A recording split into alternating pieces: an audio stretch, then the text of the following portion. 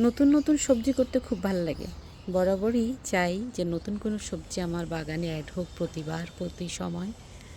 তো এবার গতবার থেকে একটু করলা নিয়ে চেষ্টা করতেছি, কয়েকটা অসফল হলেও এই জাতটা মনে হয় যে এবার আমার ছাদ বাগানে হয়েই গেল। অনেক ধরেছে, তবে মাছি পোকার জন্য মনে হয় না এত ভালো কিছু এখনও আছে, তবে বেশ ভালো ফলন হচ্ছে। দেখা যাক কতটুকু সফল হই, আল্লাহ ভরসা।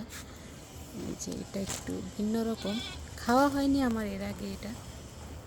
এটা একটু লম্বা আর প্লাস হলো যে একটু সাদা টাইপের, তবে মিষ্টি করলা বলেই আমাকে বীজ দিয়েছিল, কিনেছিলাম আমি এটা। আর দেখি কি হয়। এখানেও একটা আসছে, এটাও পোকা ছিদ্র করছে, সে বড় হলো না। যাই হোক, এতটুকু হলো, কয়েকটা বীজ হলে আগামীতে ভালোভাবে করতে পারবো। এটার জাতটা আমার জানা নেই।